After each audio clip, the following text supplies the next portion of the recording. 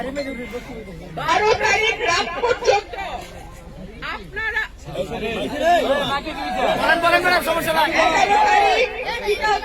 12 তারিখ রাত পর্যন্ত ভোট গণনা শেষ না হওয়া পর্যন্ত বাসায় ফিরবেন না, কেন্দ্র ছাড়বেন না।